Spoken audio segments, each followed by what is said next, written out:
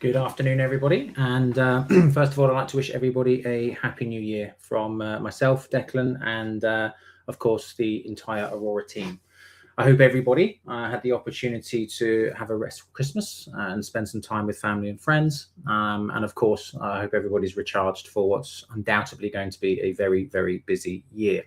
It's certainly going to be very busy here at Aurora, and there's going to be a lot of interesting things I look forward to sharing with you all over the coming weeks and months. Our roadmap for 2026 is very exciting with a lot of pretty big initiatives underway. Now, of course, in terms of the updates for this week specifically, it's going to be a smaller update this week because, of course, many people have been only just starting to switch back on. That goes for our partners as well.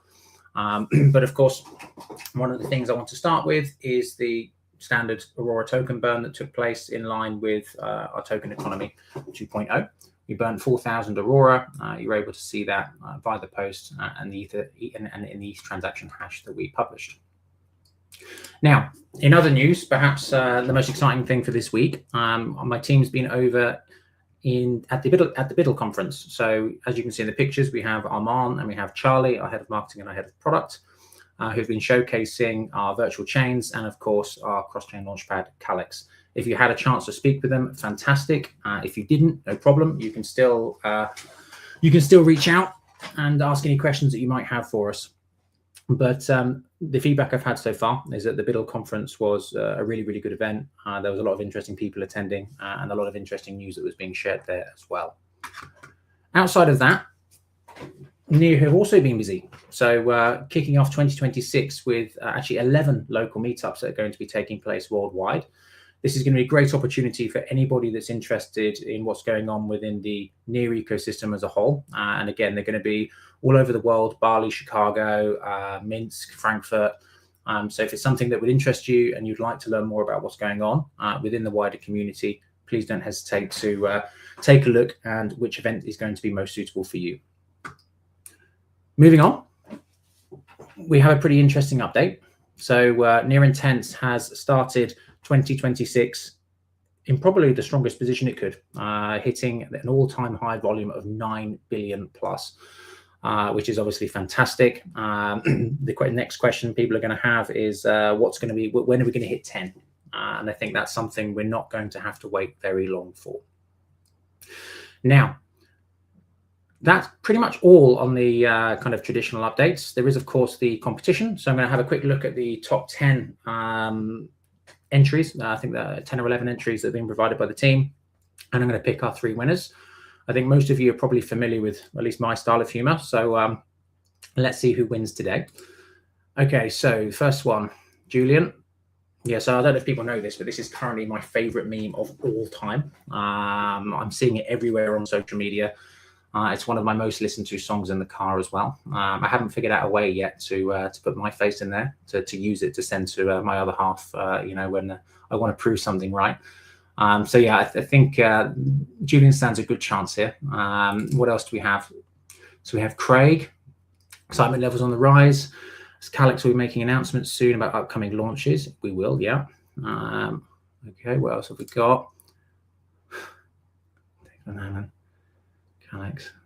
Well, to be fair, these people can dance better than I can. Who's done this one? Zane. Okay, thank you, Zane.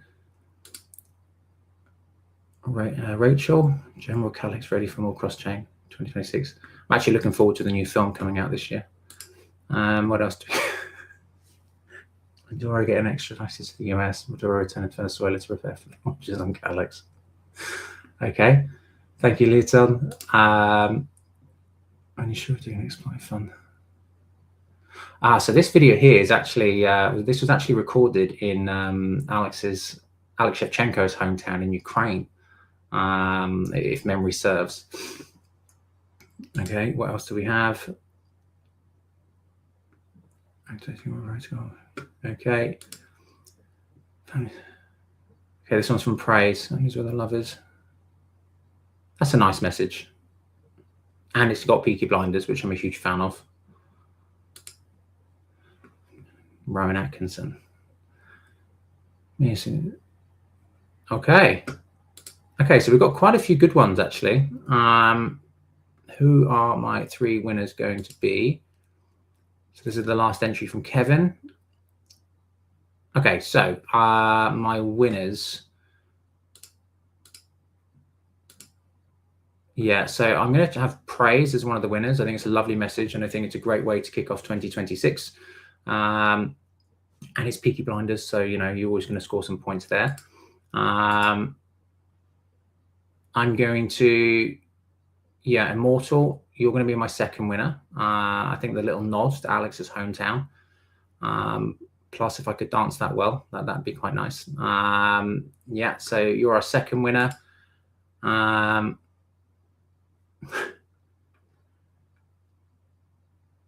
Yeah, and then it's going to be between the Maduro post. Yeah, I'm going to choose this one. I think Julian's going to be my third winner. Probably some bias on my part there. Okay, so that's our 3 winners. Congratulations to the 3 winners. And I know there'll be some questions in the comments, which I'll take a look at in just a moment. But before I do, I thought I'd just share some kind of interesting updates on where we're at. So I was hoping to actually announce the next Calyx launch today. We need a little bit more time, but you won't have to wait very long at all. Hopefully next week you'll get a good update, and I promise it's going to be a project worth waiting for. It will be by far the largest project to date, by a landslide. Unfortunately, I'm not able to share right now, but you're not going to have to wait too long there. Now, for those of you who tuned in for my Christmas update, you will remember that I talked about the new product that we're bringing out this year, and that's the new swap widget for Near Intense. So this is actually coming along really, really nicely. We're actually onboarding our first few projects as we speak, and I'm hoping that I'll be able to give a full-blown demonstration in the very near future.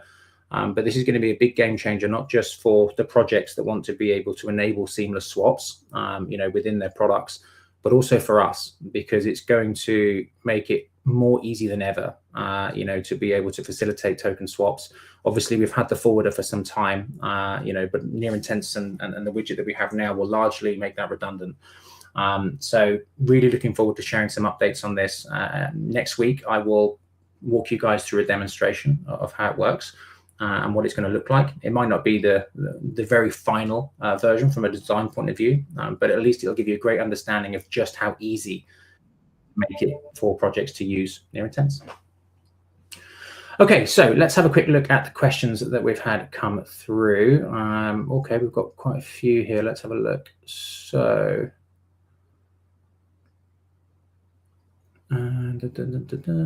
so Fox asked a question. So, is the show still about Near Intense?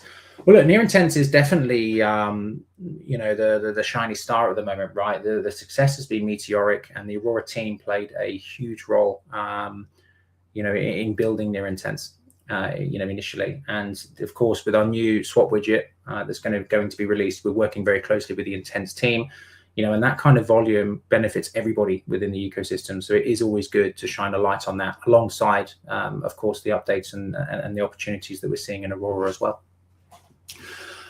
Okay, what else do we have here? Let's have a look.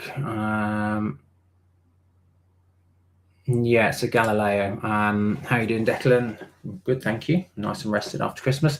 What else can you share about the next Calyx updates? Yeah, as I said, I was hoping to be able to share that news today, but I think we're going to have to I think it's going to be Monday at the earliest, before I can actually say anything there. But I'll certainly have an update for you for next week's Alpha League session, but it will be worth the wait. It's a really good project, and it's going to be a really interesting launch for Calyx as well.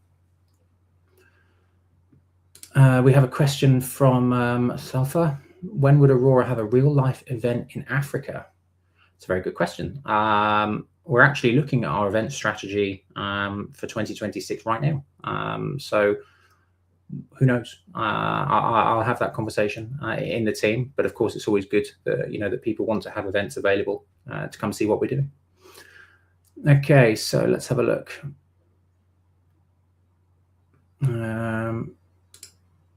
The largest DEX on the Aurora train, Trisolaris, was hacked, and nobody seems to be doing anything about it. Is the official team abandoning the Aurora mainnet?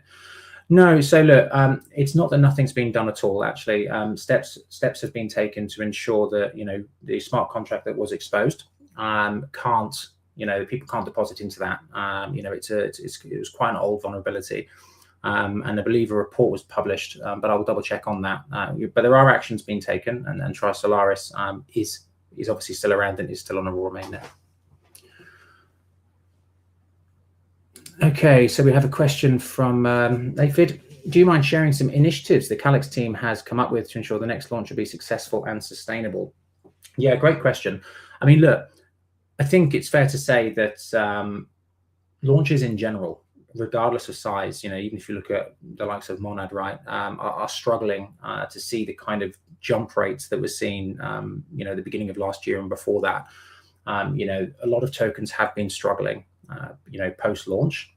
But with that said, there's a lot of refinement that we've done in December around the types of projects that we're launching, as well as some of the supporting strategies that are going to be going in place to help make these projects both sustainable and successful. One of the things that we're doing is, of course, the partner initiative, which I talked about in December. So we're going to be partnering with big networks, to showcase their best projects.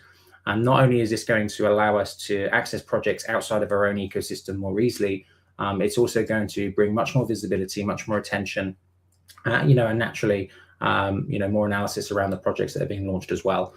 There's a number of other developments taking place. So I've touched upon the idea of our battle pass. We're going to see the first phase of that in the coming weeks, hopefully even with the next launch. So yeah, there's quite a few things that we're putting in place really to really maximize the success of Calyx, because ultimately it needs to be a long-term success. So that sustainability aspect is important as well. Okay, Leoton, will the target of 1,000 virtual chains be modified in 2026? Yes, it will. So one of the big things that we're going to be doing in 2026 is really doubling down and focusing on quality, rather than quantity. When it comes to our virtual chains, we're having conversations with pretty big projects, certainly comparatively to what we were doing even 3, 4, 5 months ago. So we're not going to be pushing to have 1,000 virtual chains. Instead, we're going to be looking for chains that are going to have real utility, real use cases, and a real benefit for our technology. And what's interesting here actually is the market seems to be supporting this, because the conversations and we're having and the people we're having them with has been changing quite a bit throughout Q4. A lot of projects, especially the bigger ones, are now looking at how they can be more efficient. They're looking at how they can have better control, better reliability. And what's great is the Aurora virtual chains are literally hitting top of the list, when they're doing market analysis as to how to achieve that. So we're putting in steps to ensure that we can support those projects. A lot of the virtual chains that we've seen to date have been new projects, which is fantastic. That was the whole premise of the virtual chains in the first place. But what we're going to be looking at a bit more in 2026 is how to also support projects that want to potentially migrate completely from other networks, because that's not quite as simple a step, right? There's migrations that need to take place. There's differences in the coding used and the contracts that are used. So that's a piece that we're going to be looking into throughout Q1. What else do we have here? So when can we expect the near intense widget mentioned in the recent alpha leaks, and how might it impact Aurora investors? Oh, okay. So yeah, the widget, as I said, we're actually onboarding our first clients right now. So, when I say soon, I mean like within the next couple of weeks. We're going to be onboarding the clients first, getting their feedback, making sure that everything is as expected. Especially when you consider the kind of volumes that we're seeing with near intense, we need to ensure that. Now, in terms of how it might impact Aurora investors, so I'm not going to talk too much about this, but what I will say is when you take a step back and look at what we as a company do, everything is around the mission statement of making blockchain simple, right? We've got the virtual chains, which means projects can deploy more easily than ever with no code. We have Calyx, which allows you to launch a token, and now we're going to have the swap widget to trade, bring in liquidity, and make the movement of assets much more simple. What benefit does that bring to investors? Well, what it brings to investors is significantly more volume coming to Aurora, more eyeballs looking at Aurora, stronger, bigger partnerships, and all of these things are influential, in how we operate as a company, from a brand perspective, and everything like that. So, yeah, I think I think that's probably all I'll say on that, at this stage. But what I can say is the near intent swap widget is going to play a very big part in what we're doing throughout 2026. New season of Peaky Blinders is coming. I didn't know that. Thank you for sharing. I'm going to double check. I must admit, I've not even finished the last season, so that gives me an excuse to now. Okay, let's have a look. Will there be a collaboration with other communities hosting events in different regions, such as near Legion? Yes. So one of the things that we actually started doing last year was working with some of the projects within our own ecosystem. So for those of you that have seen our booths at different events, you'd have seen that we've been showcasing different projects. This year is going to be no different. We're going to be looking at who we can collaborate with and really maximize the reach, not just for us, but for our partners as well. Okay. How do I participate in the meme competition? We do one every week, Fox. So keep an eye out on the tweets from the Aurora channel, and basically I'll go through the top 10, 11 selected memes and choose the 3 minutes. It's literally as simple as that. What else do we have here?